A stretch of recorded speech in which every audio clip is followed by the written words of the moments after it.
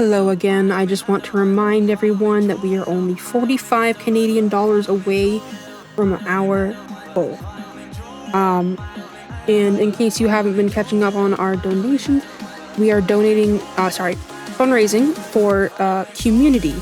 QMUNITY is British Columbia's queer, trans, and two-spirit resource center, providing a safe space for two-spirit, lesbian, gay, bisexual, transgender, queer, intersexual, and asexual folks and their allies.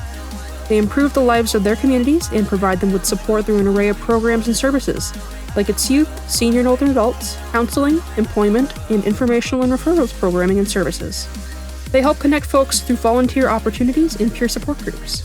QMUNITY also provides education services and queer inclusivity training through publications, one-on-one consultations, and interactive workshops. So, I know I said this yesterday, but I wanted to say it again. As a member of the LGBT+ community, thank you so much to QMUNITY for all that they do, and thank you to Speedromizer and everyone else here with me, those who have donated and those just joining us in the chat.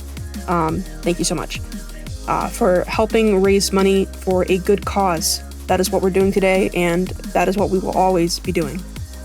Thank you.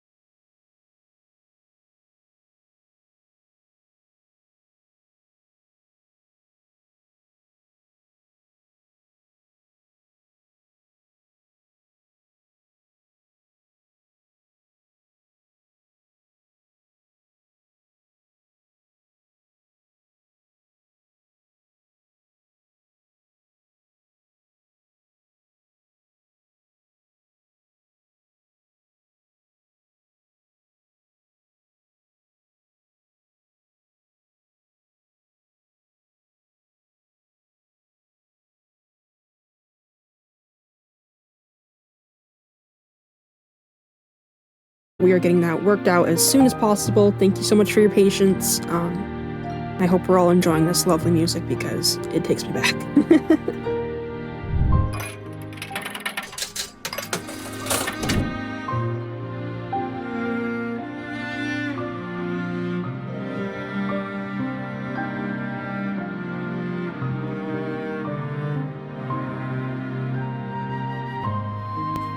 Yeah, I just went back live. It should be picking back up now if you can test and confirm. Perfect. Awesome. All right. So we're good to go. Yep. All right, we are back, folks. Thank you so much for your patience. Let's get it started. Yeah. Get into the final confirmation screen here, DJ, and I'm already there. All right. All right, so good luck, buddy. Good luck. We doing a countdown or? Yeah. We can do a countdown. All right. I can do one from 5. All right, that sounds good. All right. 5, 4, 3, 2, and 1. You can go. Good luck. Good luck. Goodbye. All right. So they are going to mute themselves so that way they don't hear what's going on. The goal of the randomizer, if you've never seen one before, is they are going to be finding 3 proof of pieces. And since this is a beginner randomizer, there's also a 4th item they can find called a promise charm, which would allow them to completely skip the world that never was, and all those fights that are pretty challenging. And it allows them to go straight to those final fights, which is the goal of the game. So we're gonna see some different starts here. Looks like Surly is going off to Pride Lands to make use of some RNG that starts the game off. We've got DJ Phatzo going off to Halloween Town, which is also a really good spot to start leveling early. And they pick up some items. They both have trackers that you don't see on screen. I will kind of keep an eye on things on my side to point out anything that could be of interest. But their trackers will also pull up some points, which is the hints that they are using to kind of figure out what worlds have items that could be what they need. Surly making quick with that first fight. That's the joy of that RNG there, once you can learn it. But DJ Phatzo is also having some good fun with the fight in Halloween Town for levels. I'm just having a blast with this Halloween Town, like, whole scenery. I absolutely loved that movie as a kid. The music is also fantastic as well. It's one of my favorite places to spend some time. Now, in my playthrough, I wasn't even able to get to Halloween Town. So I'm personally very hyped about this. One thing to note too is Surly is, even though this is beginner settings randomizer, Surly is playing on critical mode just to kind of help even out the playing field, since Surly has done this quite often. So what that means is Surly will take more damage for every hit. Also, Surly will level up a tad slower because the Heartless don't provide as much experience points for every one that's destroyed. DJ Phatzo just got some Thunder, which is a great offensive magic to help out with some of these worlds. Surly is almost done with Pride Lands. There's most of the checks right in the first visit, which is where they kind of limited everything in the beginner settings. Well, that was fast. So, Yeah, in a lot of the races, really good runners can get this done in about 4 minutes. Wow. With that RNG.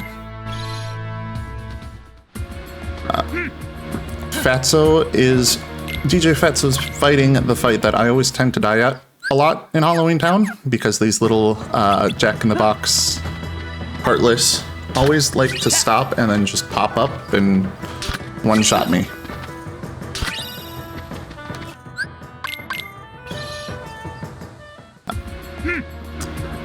Surly is doing what we would call shotgunning. It's just going through a bunch of worlds as quickly as possible and getting the easiest checks there. Surly getting some fire, which is also another really good offensive magic. And then following up with going into Halloween Town, which I didn't catch the first time, gave second chance. Now, if you've never played before and you don't know what second chance is, second chance and once more are two different abilities that both kind of do similar things, where second chance will allow you to take one big piece of damage and retain 1 health afterwards, and once more will allow you to keep taking combos and retain that 1 health through the combo. Now, if you get both of them, it becomes a lot harder to die.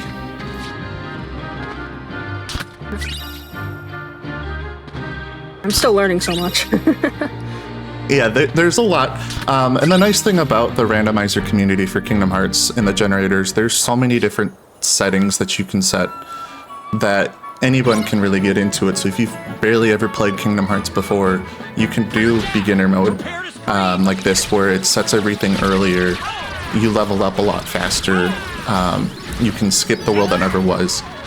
Or you can make it as hard as you want. So there's some people who do what's called nightmare mode, and it puts everything on all the data fights, and it's just as late as possible, so you're having to play the game with barely any tools. So anybody can really get into the game and have fun with it and just play what you want to play. DJ Phatzo unfortunately took a death trying to do the Heartless fight at the start of Pridelands, but going back in to grab that Master Form to go back out. Forms were a really good, fun part of Kingdom Hearts 2, and I never knew how to use them properly until I got into Randomizer. This right here with DJ Phatzo, that one's taking me back because I made the mistake when I was first starting out on the game of trying to complete the Disney Castle as one of the first worlds I was doing, and that was a poor decision. Oh yeah, very much. I do want to point out DJ Phatzo did get a proof, so that's one of the 3 proofs that we need. Proofs are items that you can get in the vanilla game. You get one for beating Lingering Will or Terra, which is one of the hardest fights in the game, if not the hardest fight.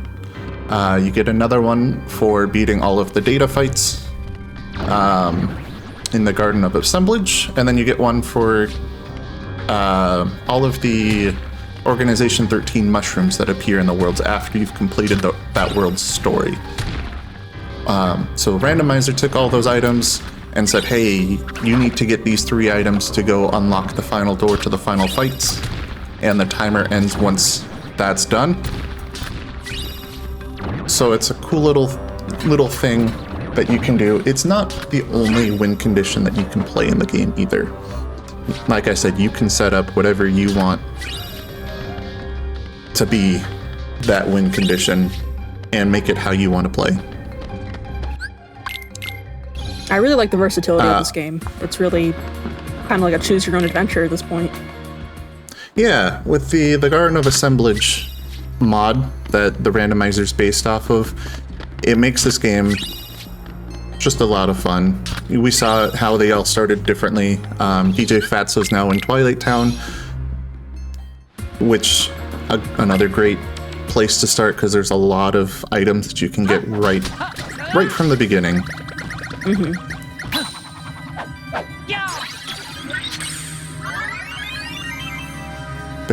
This is a little bit of a forced fight that DJ Phatzo's in now. There's a few different ways that you can get out of it. You either have to let a timer run out of time, or you have to hit these nobodies so many times, or you have to take so much damage. So a lot of us will go in once we have the tools. It's a good place to level up because it's just constant waves of enemies. And with the experience boost that they've got kind of going on, they're going to level up a little bit faster.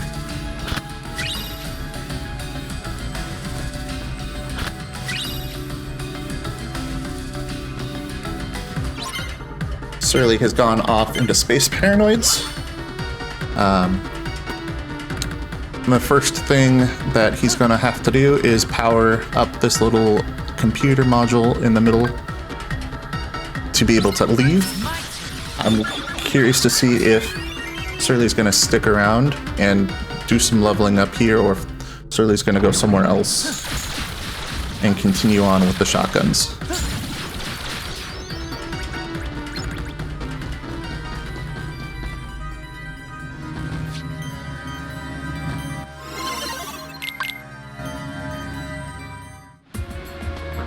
Looks like shotgunning was the answer. Yep.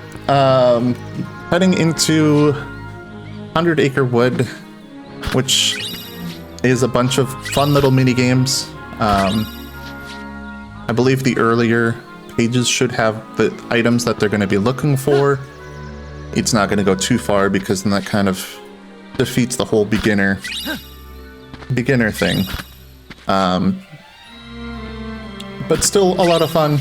The music is always a blast, and I always find that if I'm confused of where I need to go next, it's a great place to stop and think, because you're just kind of mindlessly spinning your keyblade through the air.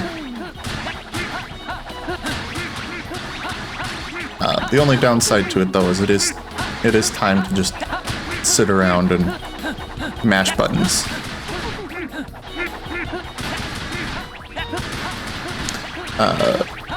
DJ Phatzo definitely clearing up these shadows with the fire. Fire is wonderful for destroying them because they like to flatten themselves onto the ground and run around. And if you cast fire at the right time while they're popping back up, it catches them and stuns them, and you're able to defeat them a little bit faster. It's a good strat.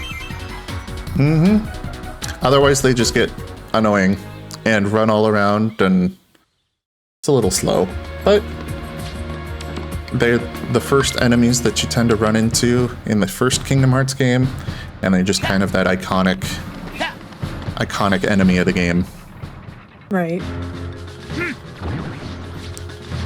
Like Now, I also do want to say... Go ahead. Oh, go ahead. I was just saying, looks like Surly's back at Disney Castle.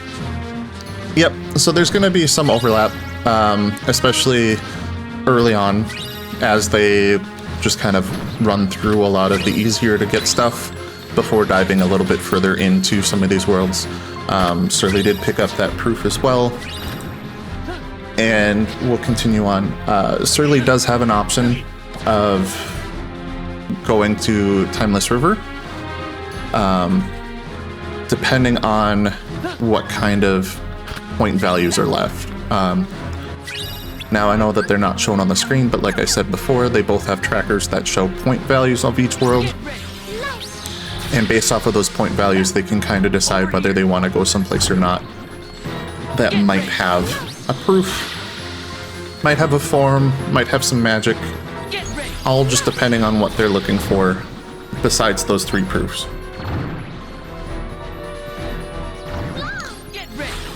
I just noticed Now, Surly is pushing Minnie along. I've never seen that. Yep. Pushing the mouse is definitely one of the quickest ways to get through this little mini game. Otherwise, you have to press triangle to call her over, and she can be pretty slow. And then there's more chance for the Heartless to hit her and take damage, which just makes everything a little bit slower. So for this first section, you can get her right up against the wall and just push her, and it's pretty quick. Yeah.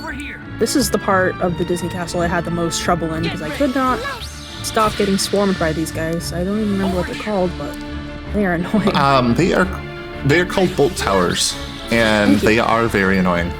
And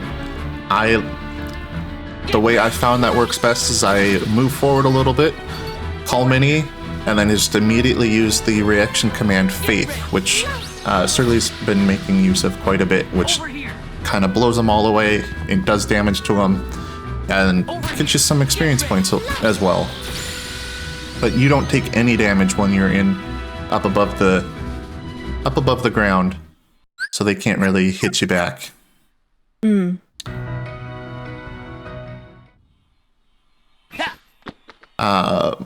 DJ Phatzo is definitely going forward in Land of Dragons. There is potential for a proof there as well. It's just a little bit of a slower world because you've got these little mini games to play out at the start. But once you get past those mini games, there's a lot more items that you can grab. So that's definitely those gambles taking play between Surly going to Timeless River and DJ Phatzo going forward in Land of Dragons. I am curious to see if Surly continues much further in Timeless River, or if he ends up getting all of the items that would be in this world and ducking out before having to finish anything. I love the aesthetic of Timeless River. It's, you know, I used to watch the really, really old Disney cartoons as a kid and Betty Boop and stuff like that. That's taking me back. I love it. I love everything that they've done with it too, because it, even down to the sound, like getting that kind of muffled tones to the music in Sora, or in Surly's case Roxas, because Surly is using a Roxas mod. Just kind of muffling it out and making it definitely feel like something from its time. Right. Surly is now in Agrabah, and it starts with a forced fight, which can actually be death abused. So if you take enough hits, the whole thing just ends, and you can go on from there. This is another good place for a lot of early items, magics, movements, ideally proofs. That Promise Charm would also be good. Well, they both do have a proof now, don't they? Yep, they both have at least the one proof from Disney Castle.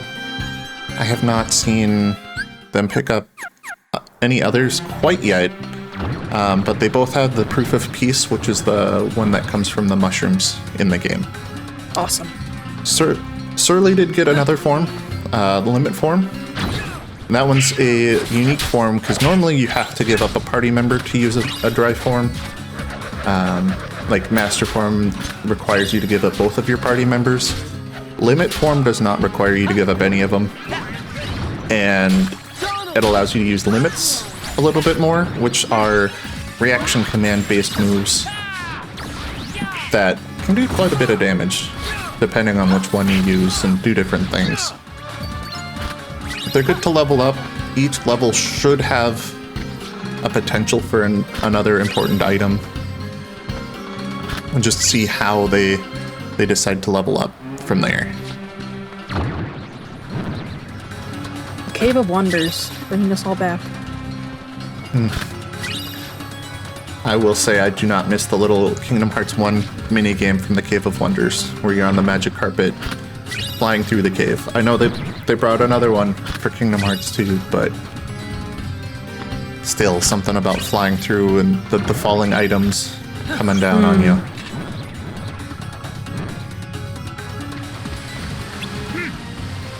Now we got another little mini game for Surly. To get Abu across the water, you might see him kind of push Abu a little bit. It does help Abu move a little bit faster and hopefully potentially spawn one less water wall coming towards you.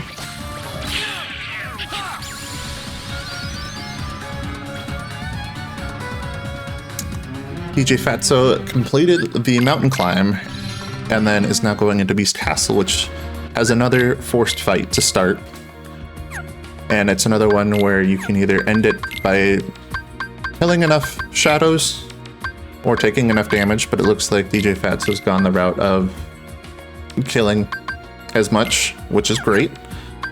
That's experience points. They drop a bunch of little bubbles, which refill the magic meter.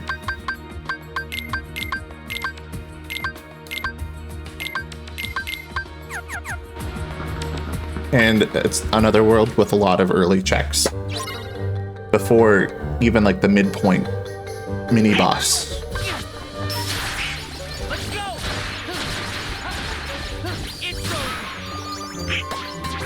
Looks like Surly has also just arrived at that Beast Castle. Yep, and it looks like Surly's using this option to level up limit form because it's dropping all of those little magic bubbles. You can use more limits, and it gets 1 experience point for every limit that you fully complete. And so using those tools to your advantage is pretty helpful.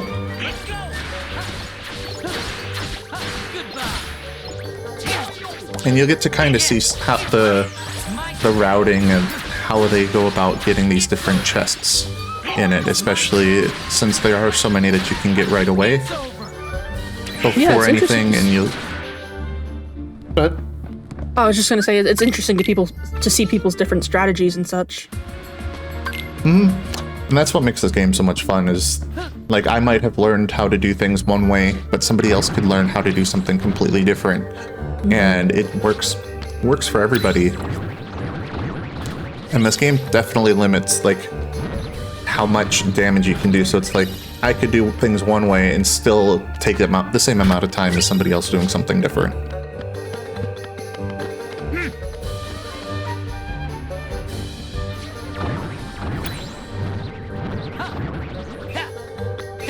Look like Phatzo is about to come on the. I don't remember what the name of the monster is called, but the guy in the wall. I believe it's the guy in the door. I believe it's called Thresholder.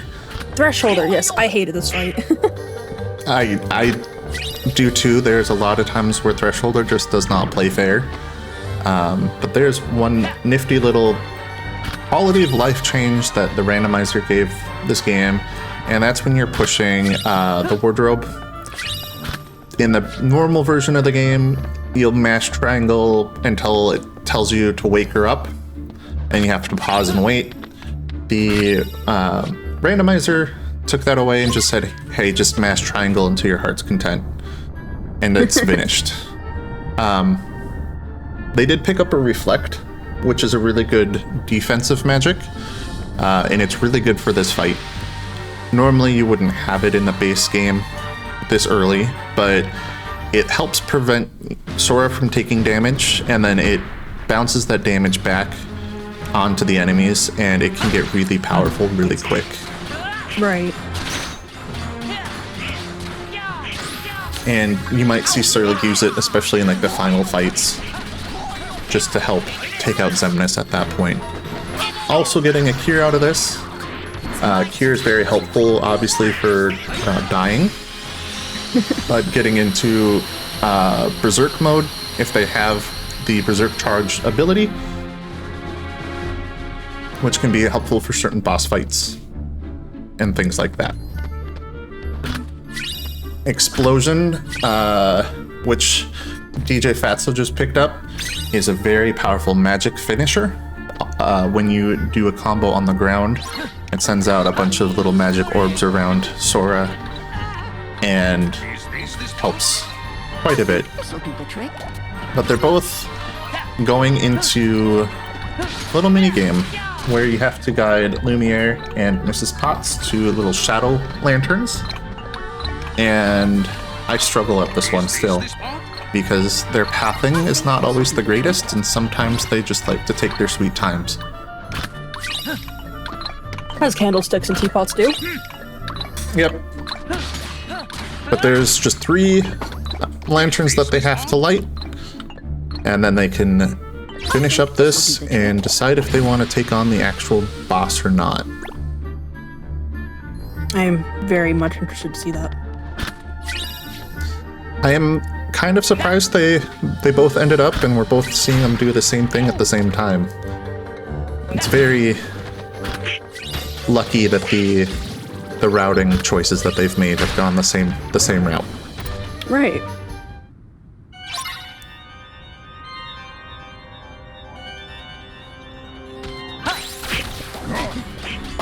One more little mini fight before the final boss. And that's to wake up our party member Beast.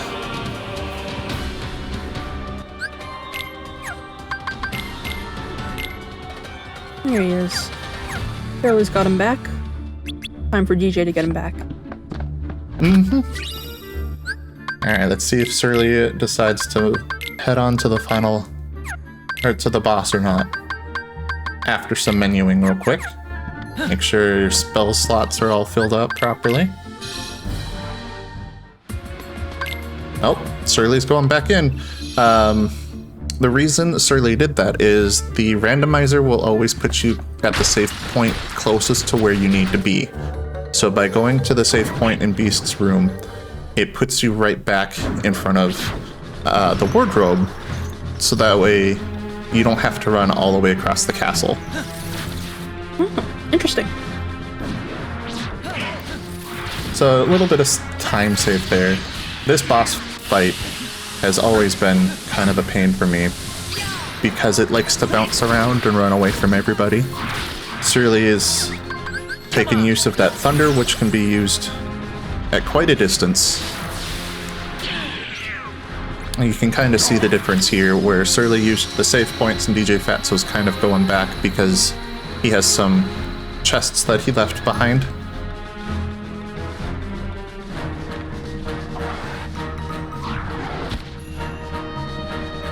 Oh wow, that guy is gnarly. Yeah, the second phase of this fight is always a cool one to see. Normally he is invisible, and you can technically beat him while he's still invisible. But every once in a while there is a reaction command that pops up where you can drop that chandelier down and it'll make him visible again. Aha. But both runners have decided to actually go fight the boss and see if they got anything good out of it. They got a Ansem report, which would give them some information.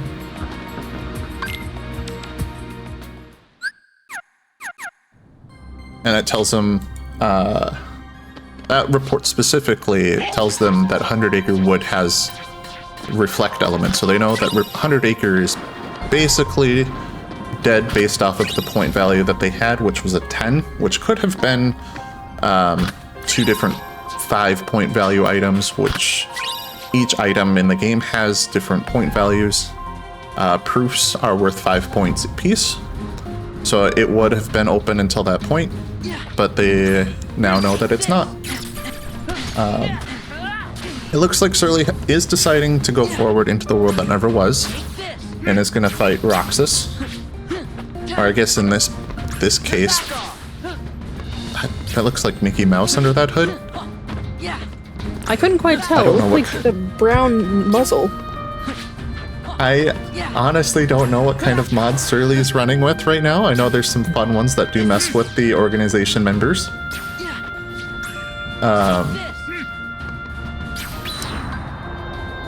Yeah, that definitely looks like a mouse base under there. Yeah.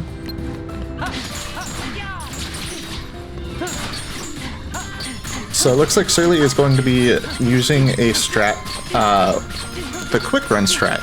Now, anybody can do this, as it's not something that's just in rando.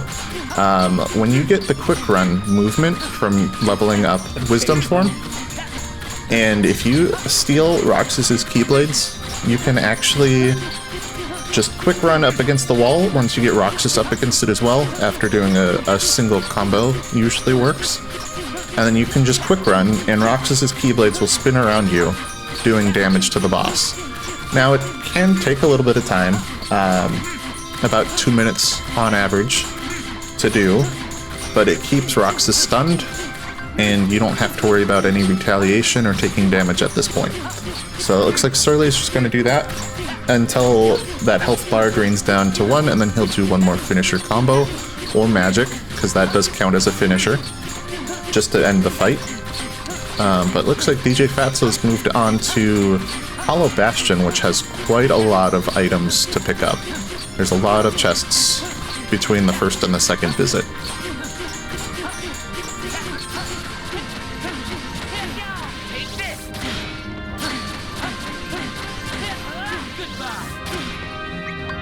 Did pick up a money pouch recently, which the money pouch in the randomizer actually does provide money for once. In the base game, it doesn't really do anything besides just be an important item in your inventory. But in the randomizer, it does give you 5,000 money, which can be used to buy ethers and potions and all that good stuff.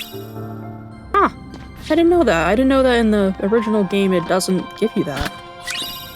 It doesn't really give you a whole lot. They did add 2 copies in the randomizer. There's the money pouch that you would normally get from Mickey in Twilight Town 1, and then there's Olette's money pouch, which from the tutorial world does come through.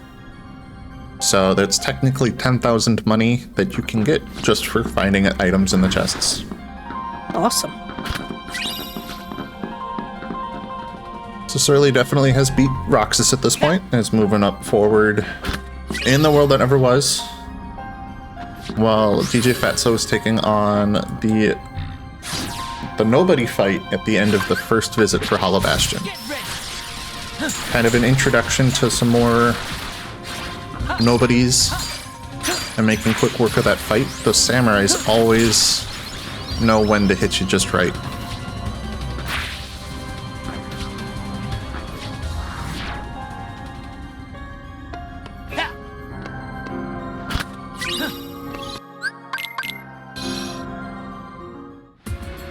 I believe we are kind of watching some more repeat of different things. Surly's going potentially into Twilight Town here, and DJ Phatz is kind of following up on the Olympus Coliseum early checks. I am curious to see if DJ Phatzo continues on and goes past the Hades escape portion.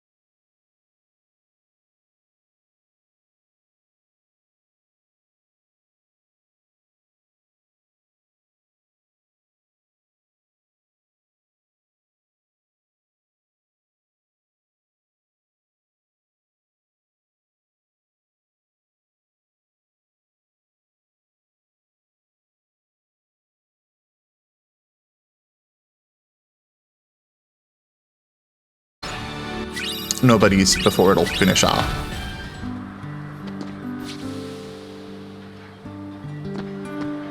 And DJ Phatzo making quick work of Cerberus.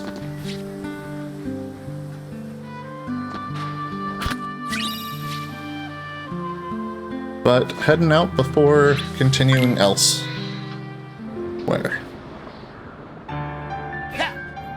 DJ's gone to the world that never was.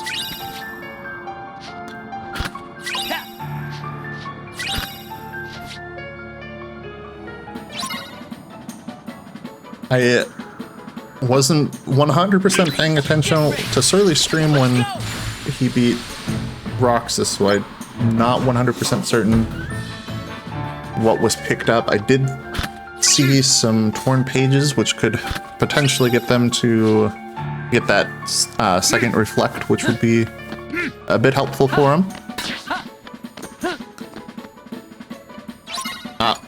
Deciding not to fight Roxas, that's A-okay as well. Are there any benefits or downsides to certain boss fights over others in terms of, like, completion? Roxas, so depending on if you play with Promise Charm or not, they are playing with the Promise Charm, and it could mean that they don't have to fight any of the bosses in the world that never was.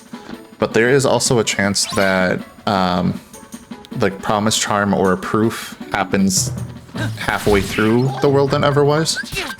It doesn't necessarily block out that world unless they decide to full on turn it off. So since Roxas can be quick ran very quickly, or, very safely, some people decide to do it pretty quick. And I've seen it as early as 5 minutes into a run right after they've done Pride Lands. And then I've seen it, some people choose to wait an hour, hour and a half until they have other tools because they have information that points them to other worlds to get those proofs. Now in this situation, I don't know,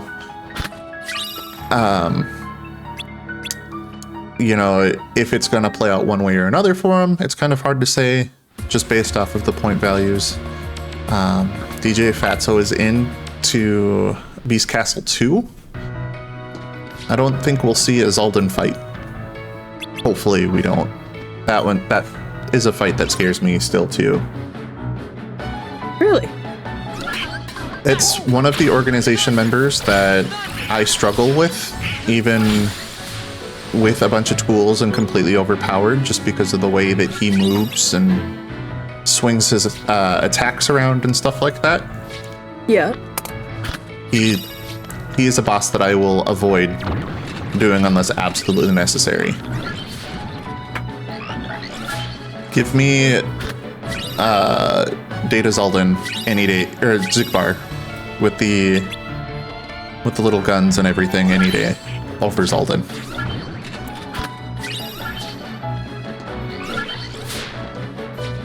I noticed they're coming back to Hollow Bastion. Sorry, this is a little off topic. I noticed they're coming back to Hollow Bastion a lot. Is there any significance to that, I guess? So Hollow Bastion has quite a lot of items that it can pick up. There is... I don't know the exact number in just Hollow Bastion itself, but there, after this little first fight that Surly's doing, if he comes back to Hollow Bastion 2, there's the tunnels that have quite a few chests, and then there is the Cavern of Remembrance, which has a lot of items that can be there. There's also a skip that can be done with Cavern of Remembrance that makes it a little bit safer if you can get the skip, because it doesn't spawn in any of the Heartless in the area. Normally the Heartless spawn in at a very high battle level, so if you can do core without spawning those Heartless, it makes things a lot safer and easier. Huh. Looks like DJ Phatzo is going to be fighting Roxas normally. Looks like he might have tried to do the quick run strat, and it just didn't work out for him quite yet. But those Keyblades are definitely really helpful for keeping Roxas stunned. Surly has gone into Port Royal, which is one of my favorite worlds of the game, just because of how silly it looks when you've got pretty realistic people, and then you've got Goofy standing right next to him. Yeah, I always found that kind of funny in Kingdom Hearts, how we have, like, say, Beauty standing there, and then we have this giant anthropomorphic dog. Yeah. It gets even more crazy in Kingdom Hearts 3 because they have that better, like, engine that the game runs on. And Sora still looks pretty human, but then, again, Donald and Goofy standing right there. It is a little uncanny valley, not gonna lie. There's another little fun fact about the randomizer is it helped fix one of the game's biggest crashes. Normally when you go on the ship to move from one map place to another, there's a map that actually shows up and it's got a little circle around the area where you really need to go. For some reason, when the game came out on PC, it it was a 50-50% chance if you were gonna crash or not, just when that map popped up. So the randomizer removed the map and just gave you a little selection, which then fixed all of the crashing. I'm trying to see if they're gonna stick around for this little 1-minute fight that comes up here on this next room for Surly. I think Surly might be trying to experience boost. Yep, Surly needed to be under 50% health, but now anytime he kills anything, he'll get more experience, so he'll level up faster.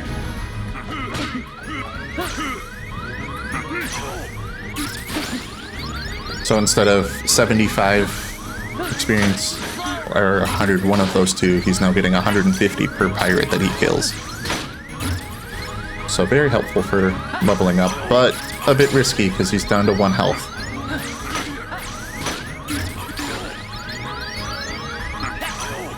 Now, are those pirates also zombies? They look a little skeletal.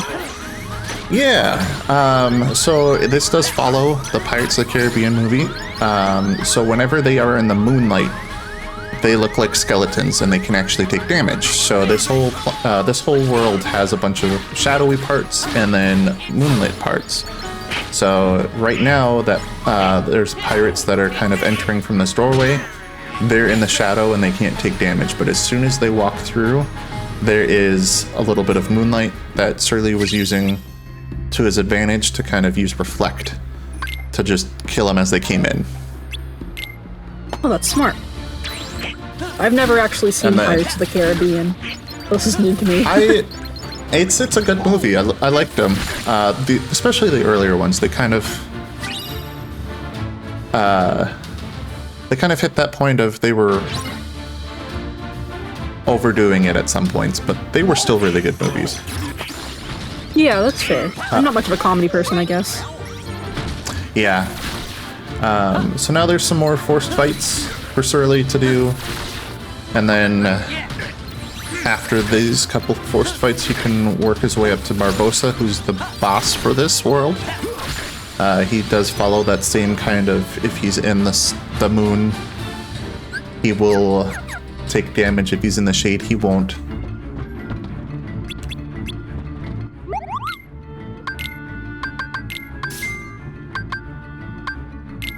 I am digging the music. The music is definitely, I would say it's my second favorite compared to Halloween Town. Absolutely valid. Halloween Town music slaps.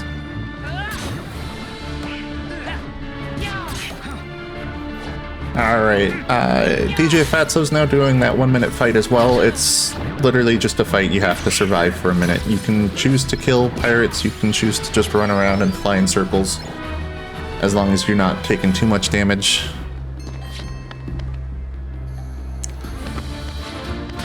Another thing to point out too, I don't know if people noticed this or not, But since Surly's playing on critical mode, he is getting only 75% of the experience he would normally get. So these pirates were only giving him 75 experience points for everyone, besides when he was in experience boost range. And DJ Phatzo is getting 100 for everyone that he kills. So that's just one of the many differences of critical mode versus any of the other game modes.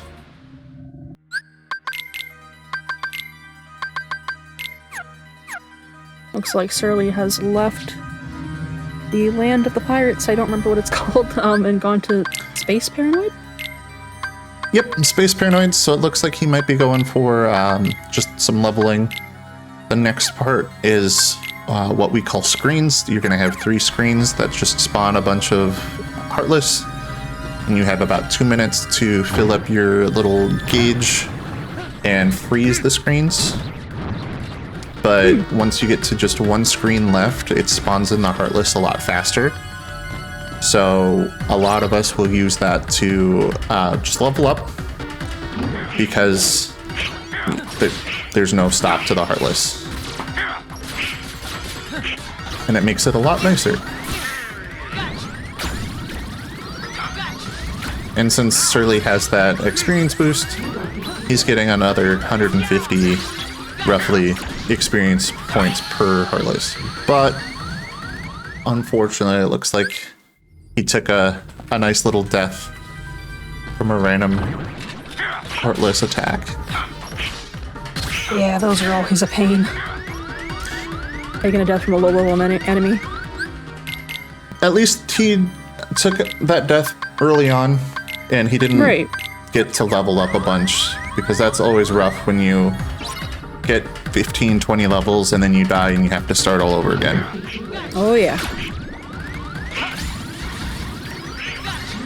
But it looks like he's got a little bit more health than he did last time. He only had 1 experience or 1 health point, and now he's got quite a few more.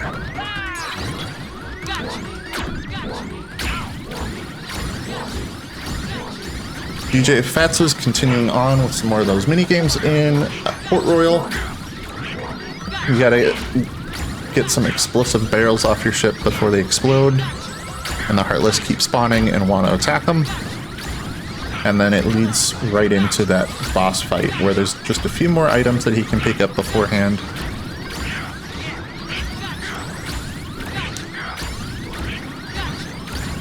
But some more pirates hiding behind some boxes.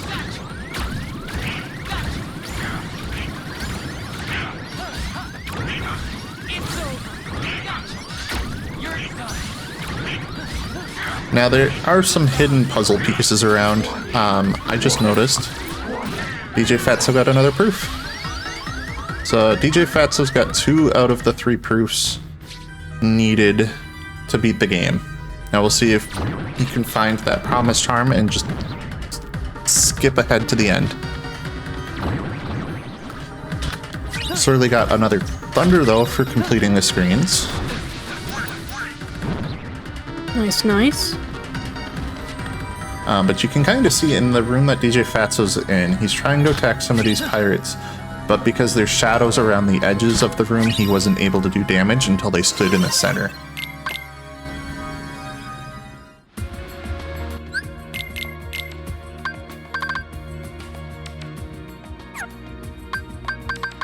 But now he's taking on Barbosa, who likes to summon a Heartless that will take all of the light out of the room.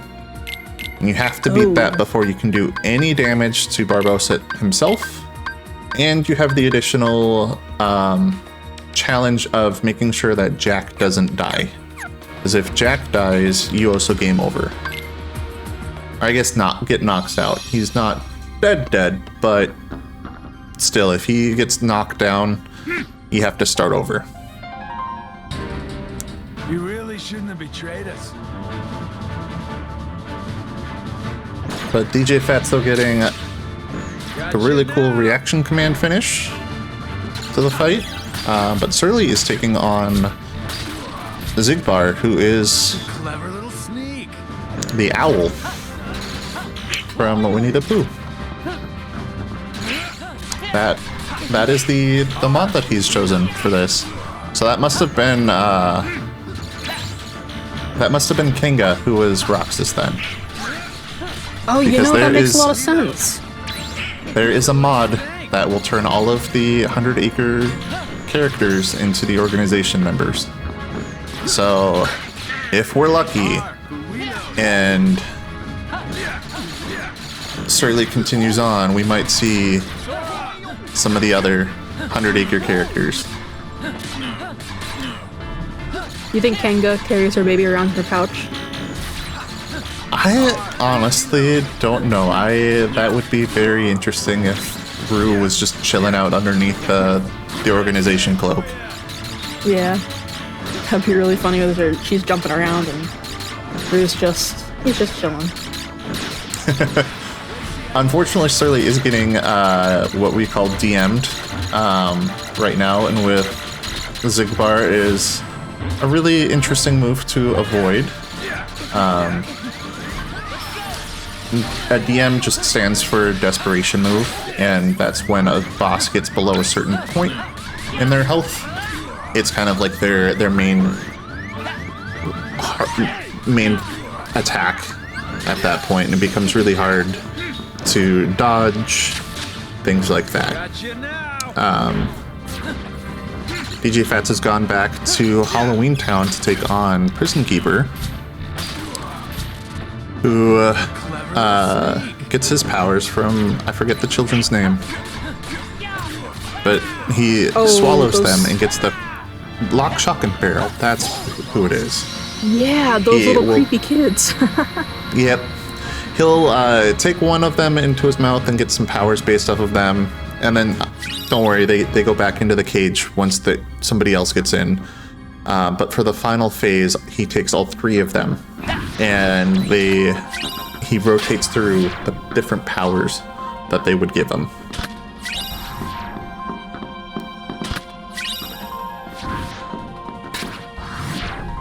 Both Surly and DJ Phatzo made it through their boss fights pretty easy. No deaths or anything like that.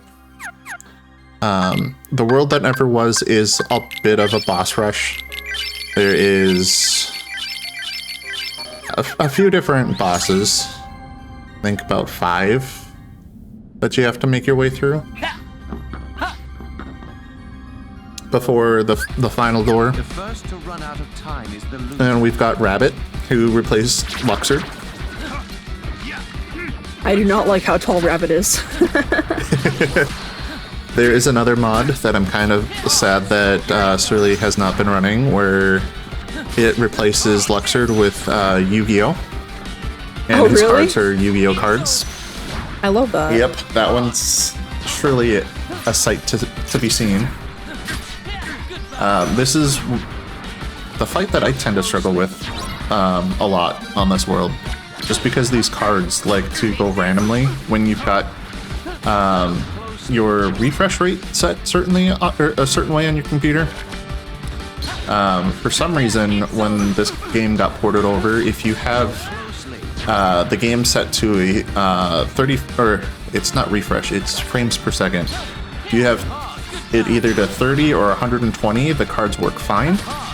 But if you have it set to 60, which most people would, the cards move whatever way they want to, and it becomes quite an issue. Strange. Having a hard time deciding which boss fight to keep my eyes on. I really like Oogie Boogie. Oh, yeah. Oogie Boogie is a fun one. They did kind of change it for the randomizer, so even though we're in what would be the 3rd phase of the fight, you only have to knock him down from his perch once, and you can take him out there. He just remains stunned in between. Surly is getting the desperation move from Luxord. He has to react to the commands on the command bar to basically take his time down to 0.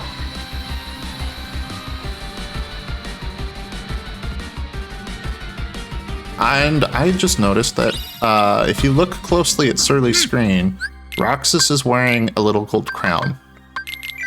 Oh, so yeah, I that saw means that that earlier.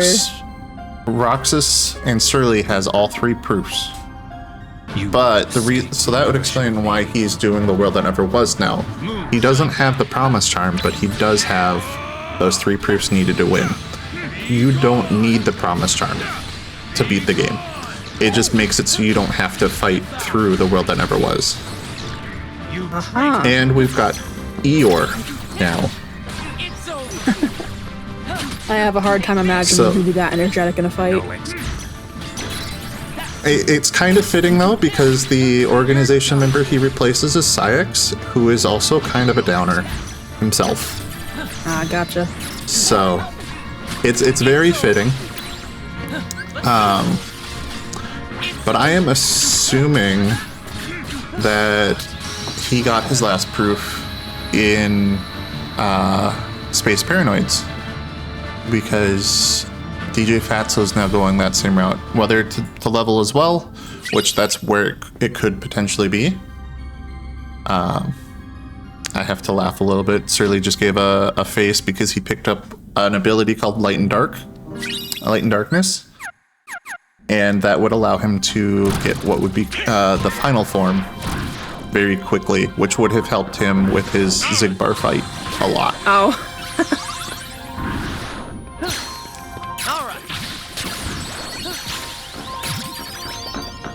Because Light and Dark basically puts you either into what's called anti-form, which Sora turns into kind of like a shadow, and he jumps around and his attacks are very all over the place. Or final form. And you can usually get final form pretty quick with it, compared to just forcing it any other way. And then once you unlock final form with it, you can use final form whenever you want.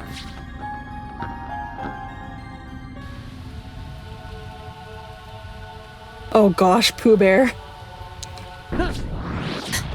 That is terrifying. Yep. Come closer. It's a fantastic mod for how cursed it is. Yeah. It doesn't affect any of the gameplay, just who you have to stare at. So as it a reminds kid, me of the... oh, sorry, go ahead. no, go ahead. I was just gonna say, it reminds me of that creepypasta from like 2010 or whatever with the yellow Mickey Mouse head. Oh yeah, I remember that one. As a kid, this fight always, like, I didn't know that there was multiple reaction commands. So when you're doing that whole little encounter running up the skyscraper, there's 3 different reactions that he can do. There's one where you don't do any damage to Xemnas, and that's the one that I always used as a kid. And then there's another one that you kind of like fight but still don't do a whole lot of damage. And then there's the one that Surly is using that's just called Finish, and you just wail on him, and it takes a lot of his health down. I appreciate the Saves you from having- lightsabers. Yep, I was just gonna say, it saves you from having to deal with the lightsabers. But here's hoping Star Wars is in Kingdom Hearts 4 whenever that decides it wants to come out. Right. Alright, so there's gonna do some last minute menuing here just to get some ethers and elixirs put onto his menu so that way he has access to them during the fights. Because he's about to go through that big final door. Normally you would go through with Riku, but because he's got the Roxas mod, you're actually going through with Axel.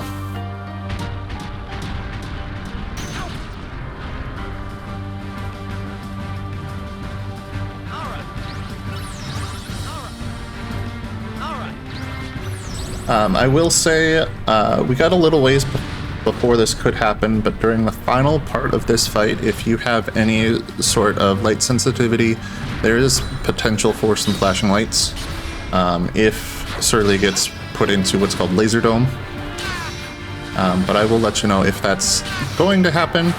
Here is hoping that Surly can get Laser Dome skip which is something that the randomizer allowed that the base game does not.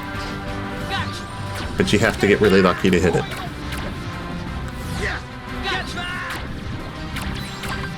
But he's got a bunch of little anime fights going on up on a spaceship, on a giant dragon in the sky. Looks like DJ Phatzo has gone back to Twilight Town for the second visit to get some of those chests that he didn't get before.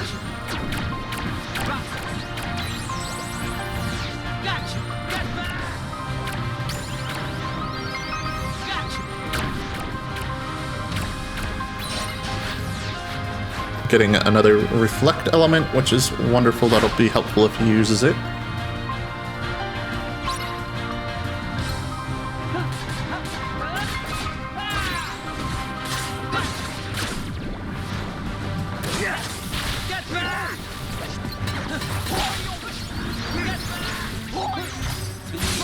Surly is taking on the engine core of the ship right now. And that's what this whole fight is. You have to do so much damage. The ship will put up a shield and then spawn in some nobodies before you can do some more damage.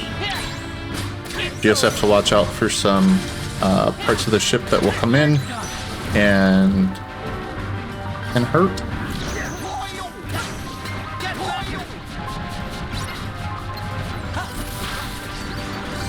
I love the contrast here. Surly's like fighting for his life, and Phatzo is like filling out Twilight Town. Oh yeah, if Calming music. you listen into the Twilight Town's music is fantastic. I love relaxing to it, but also if you could hear the music in Surly's ears right now, you'd be like anxiety because of all the organs and things being played. A very big contrast to what's going on.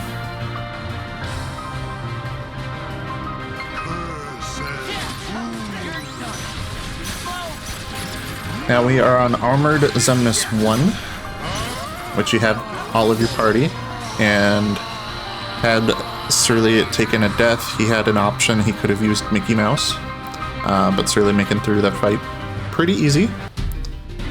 Now the randomizer does skip one of the fights. Normally you would have Riku and Sora on a little ship fighting against the flapping dragon in the sky. We skip that because it's very side-scrollery and go straight into Armored Zemnis 2, which is another fight that I like to die a ton at, just because of how the movement of the battlefield happens. But DJ Phatzo went back into Twilight Town 3 because there is a lot more chests and things. I don't know if he's going to find a whole lot here, just because the beginner mode tends to weight everything towards the start of a world and not towards the end. There still could be stuff here. It's just potentially unlikely that it is what he needs.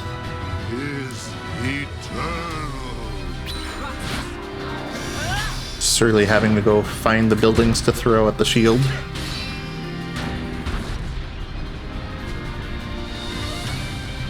I've never been much of a Marvel fan, but this is all giving me some Doctor Strange realness.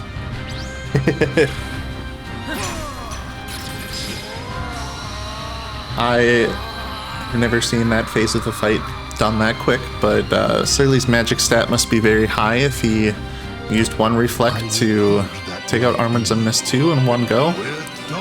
But now he's on to the final poo.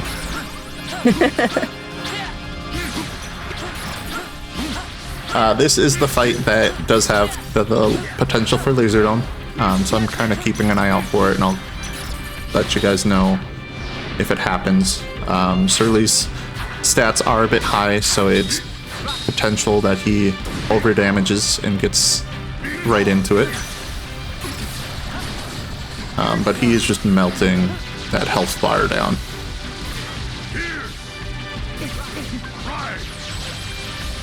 He is trying to use some items before he can take too much damage. Why don't you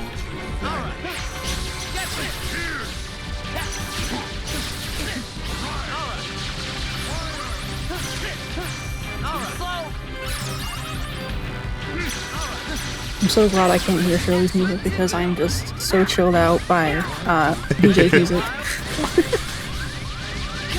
Yeah, I'm thankful for that too, because it would be very conflicting. Oh But yeah. Surly is using another limit to try to destroy Zemnis at this point. He's got to be very careful now, though, because if he overdamages now and doesn't go right back into another limit right away, he will get domed, and he didn't. So that is time for Surly.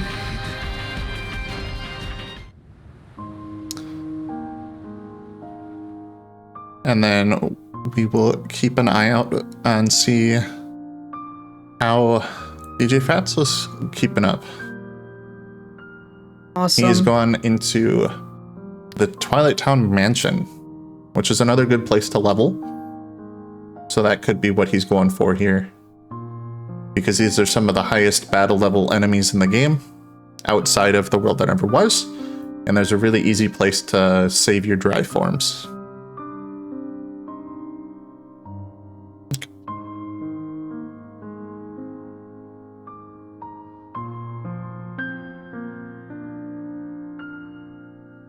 We got another little fight with Mickey. Mickey tends to not help as much as you would think he would in this portion. He likes to knock the enemies away.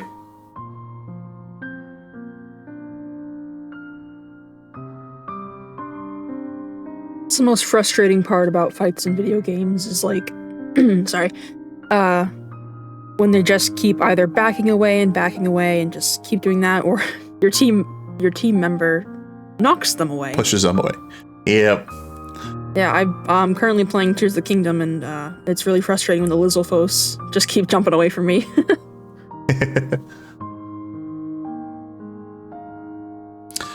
Well, How's he doing? Congratulations. Good. On that world that never was very clean. That was ridiculously clean. I was not expecting that. I was impressed. I was very impressed. I totally missed you picking up one of the proofs, so I honestly do not know where this last one is. Sure. But DJ Phatzo is currently in Twilight Town 3 at the mansion. And what was Surly's time? Fast. I know it was around 104. I don't know the exact something- seconds on Okay. that one. But still a very, very good time. Yeah, I was expecting it closer to like 2 hours, but of course I haven't seen the Masters at work. Yeah. Well, and randomizers can be randomizers. And you Yeah. might hope Right. for one thing and get something completely different. But I believe DJ Phatzo is attempting to potentially level here. If not, just get all the chests.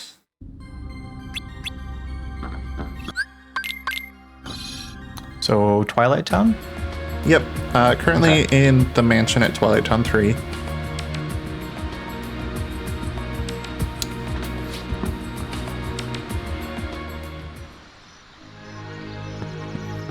And I don't think he has final form. So I don't know if you would do the final form leveling or not. Yeah, I mean, I didn't find it. Also, I didn't check that much, so. Light and darkness being that late in the world it never was, with Berserk charge up there? Rude. Very Yep. rude. I mentioned how I saw your face. You made a little face for that one. Oh yeah. Yep. I'm just thrilled to pieces I got through Sigbar in first try. Yep, that was especially surviving all those, especially surviving the desperation move on that one. It's always a fun little experience. Yeah, yeah. DJ Phatzo is now doing the Betwixt Between fight. Okay. Going deep.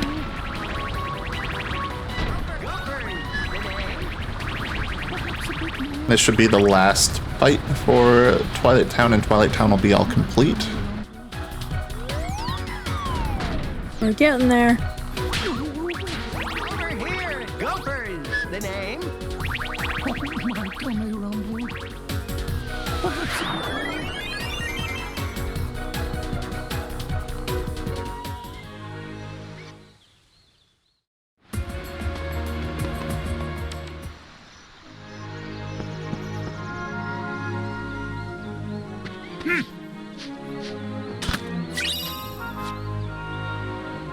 So Wesley, I know you started getting into this and likely got overwhelmed. Yeah. It's a lot. I actually never played Kingdom Hearts, any of them, as a kid, so I was completely new to Kingdom Hearts 2. The only thing I've ever Extra seen special. was my friend, actually a few months before I got into this, I saw her play some Kingdom Hearts 3 on her PS4, and that was the most I knew about the games. I see. So yeah, definitely drinking from a fire hose then. Yep. It's always good to go into these without trying to worry too much about the plot, Yeah. because boy, is there a lot of it. Oh yeah. And it's non sequitur. Especially if you don't have access to the handheld games or the mobile games or... Yeah. Yeah, I was so lost immediately. I was like, why is Mickey a king? What's going on? What was I gonna say? Oh, what was my mistake was I decided to do just like a casual playthrough in the beginning of my 90 days, and then that took months, so... A bit. Yeah. Yeah, there's some cutscenes involved.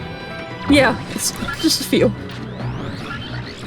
I remember as a kid trying to time out how long just the Roxas portion, like the whole first portion of the game took with all the cutscenes, and it was something like 11 or 12 hours just for that. And about 90% of that it's was insane. the kids eating ice cream. They do eat a lot of ice cream. And then get money to buy more ice cream. And then sit But on then the that money rooftop. gets stolen. Yeah, they sit on the rooftop eating that ice cream. Where are the adults to prevent them from sitting on top of the rooftop that high up? Right? Where are the guardrails? Where are the locked doors? DJ Phatzo just found Final Form in Nice. Hollow Bastion. Awesome. Sounds familiar.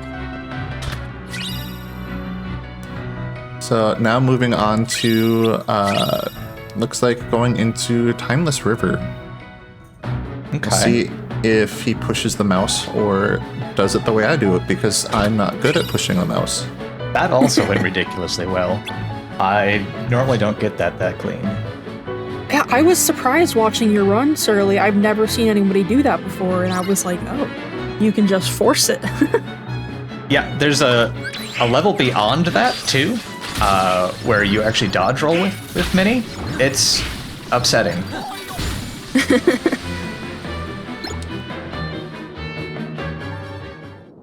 And then back into the Bolt Tower room, which like I said before, I just mashed my triangle through it and just hope for the best. Yep. As a kid, I used to clean out the entire room because I'm like, ooh, free experience. Exactly. Experience and money, very important.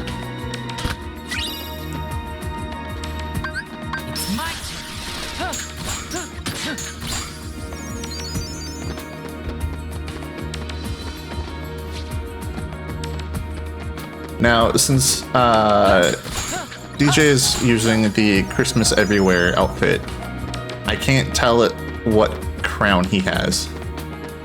Oh. Because the outfit does not show the crown. So it could no. be that he has all the proofs and is looking for Promise Charm. Or it could be that he's still Promise looking for a Charms in proof. starting inventory. So Okay. Promise Charms just a given. Perfect. So we're just Has he looking for that last. Has he that fought last proof. Roxas?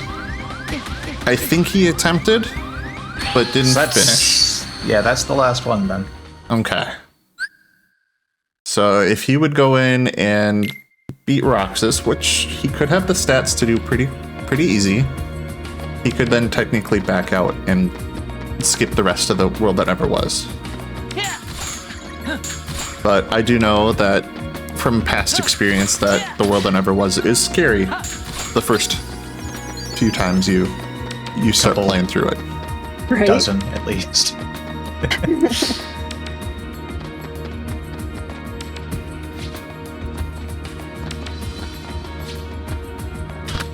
Oh, and I was Back telling into Lauren this. Timeless I River. love the aesthetics of this world. Timeless River with its wonderful black and white and old-timey music.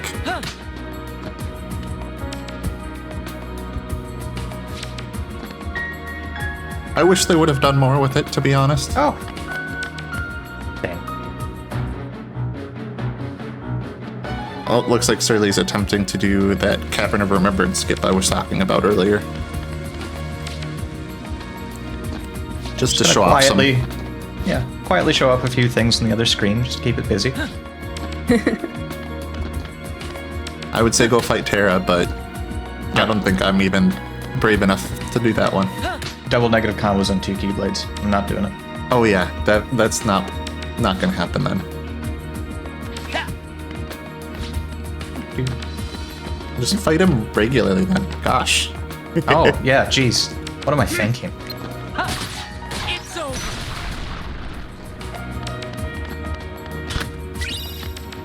Alright, what other places is he gonna go to next? DJ did warn me that if something was in the world that never was, it was going to be a little while before he went there. Hey, that's fine. Everyone has their preference to play. Like, some people like to avoid simulated Twilight Town until the very last minute. And other people there he like to goes. avoid... Oh, here we go.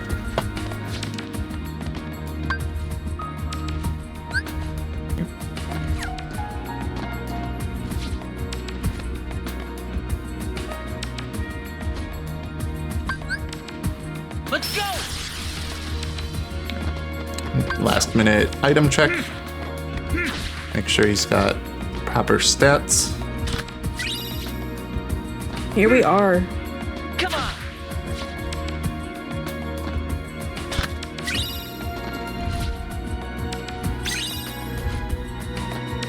Seeing Roxas's health bar now that he's at a much higher level just fall down like that is a lot of fun. But he's getting DM'd right now, which you can either reflect your way through like DJ's attempting to do, or you can glide around in circles to avoid it.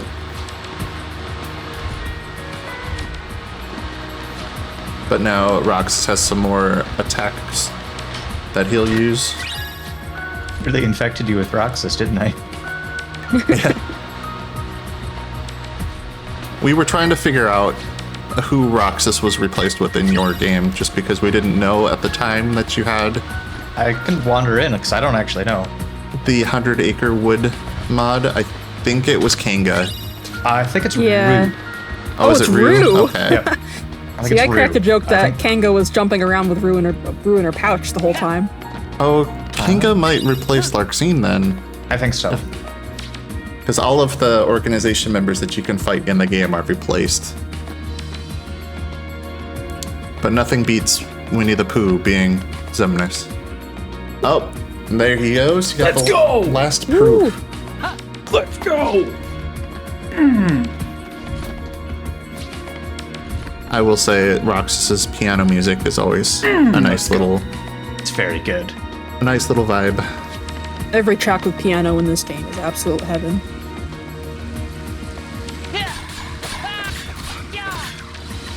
Alright, getting the last couple chests here. I just gotta get the hell out of here.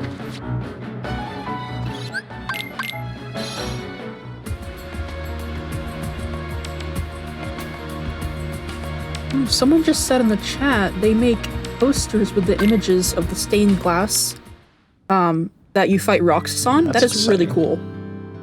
That is.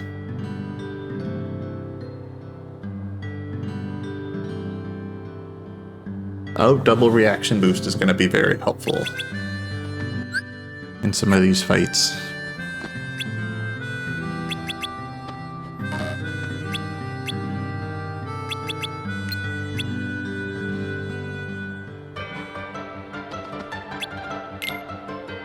Alright, now that DJ has all of the proofs and the promise charm, you can interact with that screen to come back to this station of calling.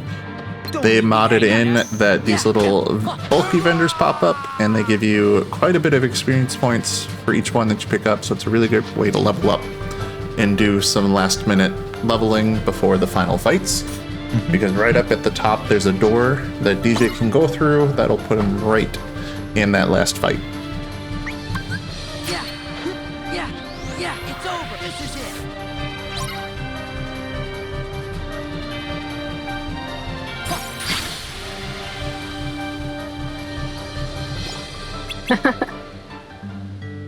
Love that little gumball. As a kid, I rarely ever interacted with them. Because like once you got to a point where you can actually start seeing them, they were still very rare. And I didn't know how they worked. Because depending on how long you take to interact with them, the better the item gets. But you also run that chance of it running out of health.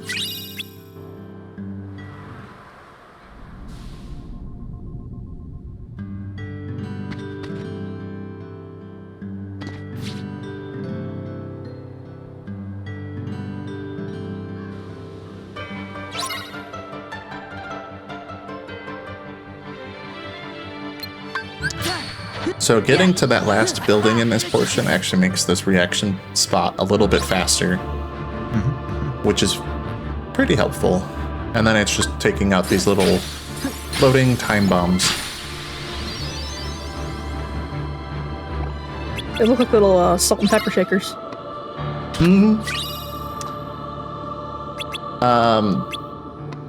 You see them a lot in the little gummy ship missions in between the worlds, which obviously we don't fly the gummy ship in this game, which is kind of sad.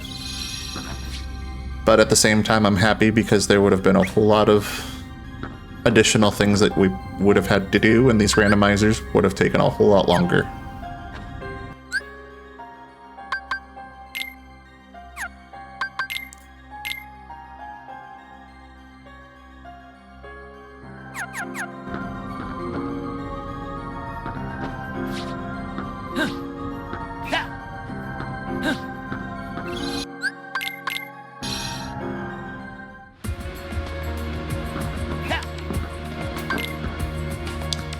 I love the distortion of the music here. Yeah. And just the music in this whole final fight is always just wonderful. That's why I was kind of glad we didn't have both Surly's music as well as the Twilight Town music going on at the same time. Yeah. It's a good call. Would have had too many conflicting emotions. Right. We're back into that core fight again. The different waves of nobodies.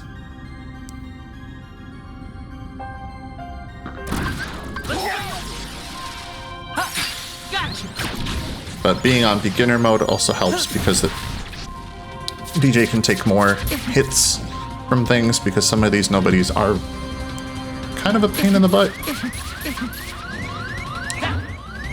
Especially those assassins with the fail-safe reaction. So they can just surprise you and take you out.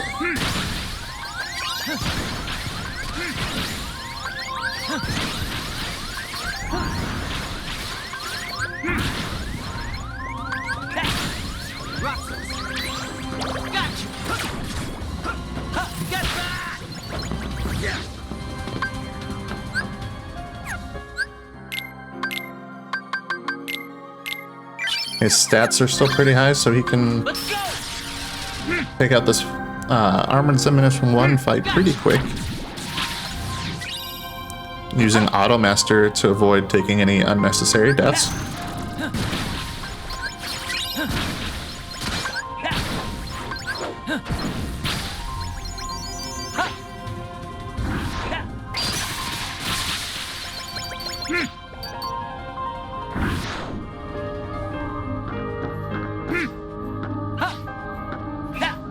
Yeah, you can kind of see what I was talking about earlier with this fight being a little weird with how the platform that you stand on moves. And then when you jump, you fly up into the air like that. Because of how they decided to do this fight. It makes it a little bit harder than it needs to be, but I guess it's part of the challenge at the end of the game.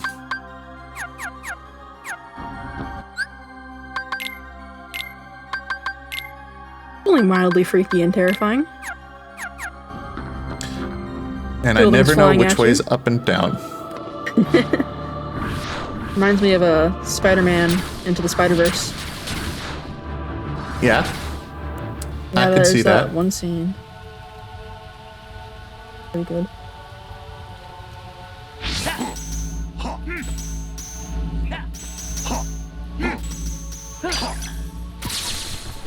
Those little lasers always are a bit of a pain to dodge.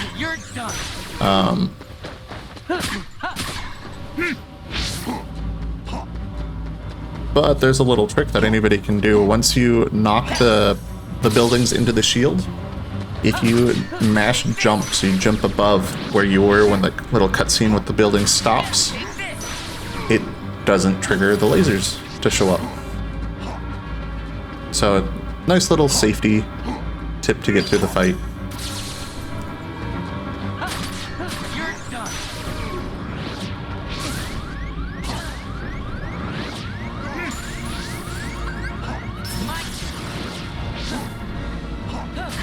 It's over.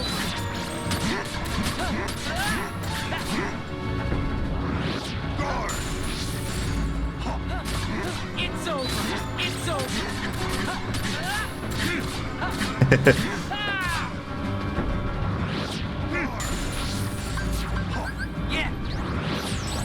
A little hint of Ni no Kuni, Wrath of the White Witch. Alright, that was a good fight. Now we're on to that the last phase of the fight. Again, we have that potential for the flashing lights at the end, but I will let you know if it's about to happen.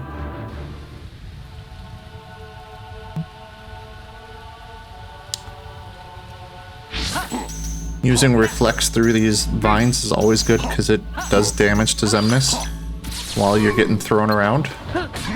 It's over.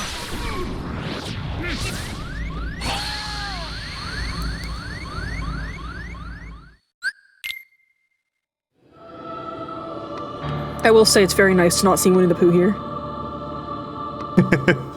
This is what he's supposed to look like. Yeah, that was pretty cursed. I love the Data 100 Acre. It's so fun. Rabbit and Pooh were the most terrifying ones, in my opinion. I did not like how tall Rabbit was, and everything about Pooh was just nope. Just wrong. Just wrong. I do like Eeyore being there because he fits. Yeah, Yeah, Eeyore's that's pretty valid. great. I actually really like Owl. Owl with the eye patch is weird. It's pretty great.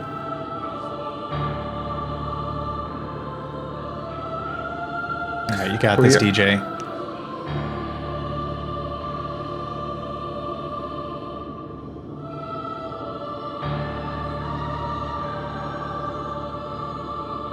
He reflected through that port of the fight, which is great. The spare heart. That part killed me quite a lot as a kid because I did not understand this fight.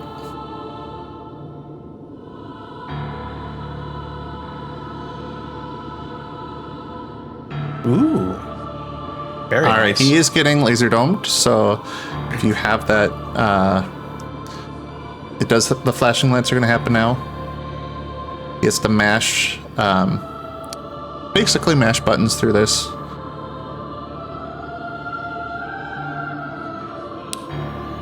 we are in the last bit here, so almost GG's to DJ. Basically can't lose now.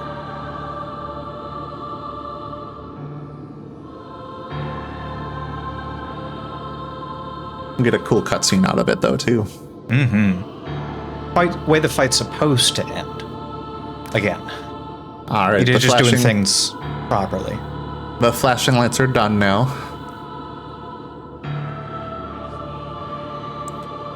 Just got some lightsaber battles.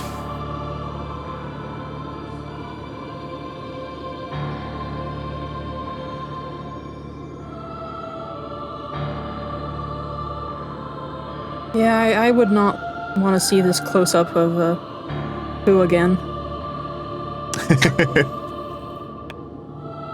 What?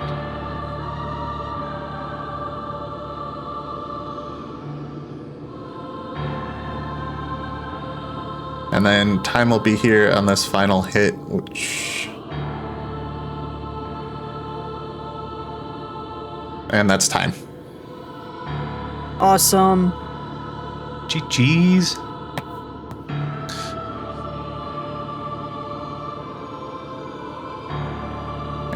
Good run by both of the runners here. Yeah, DJ crushed it.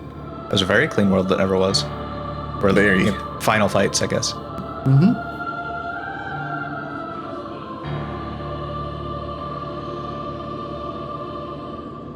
I had a lot of fun with both of these. It was a lot of fun to watch everybody's differences in routes, but also how similar you guys went on some of those, and how far you chose on some worlds, and how little you chose on others. DJ's muted. Yeah.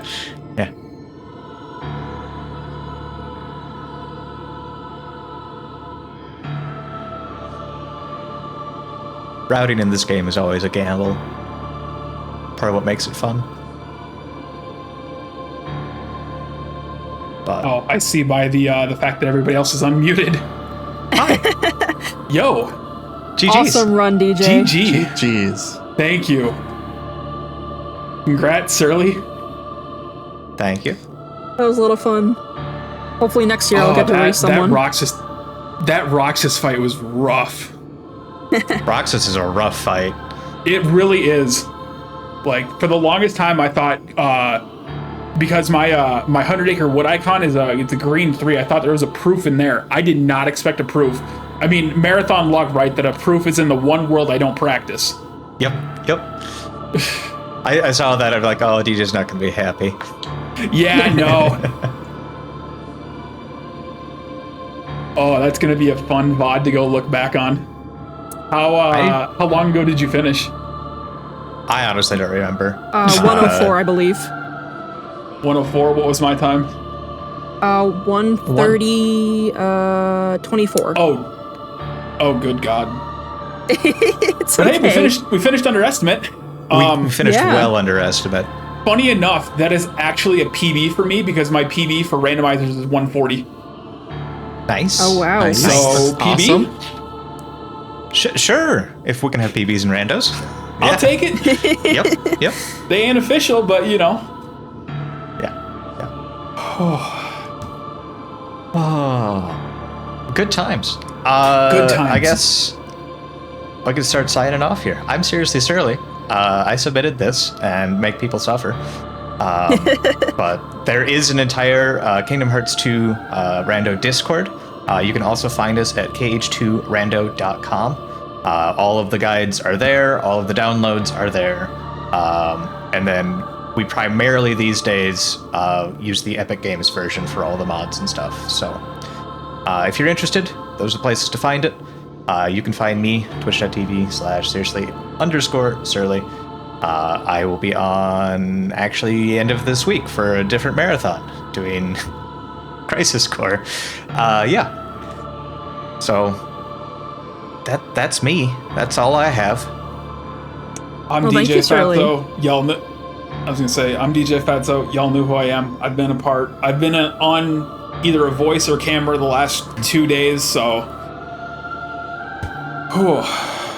and I think we got next Majora's Mask Randomizer. Which is super cool. I'm That's gonna so be excited fun. for that.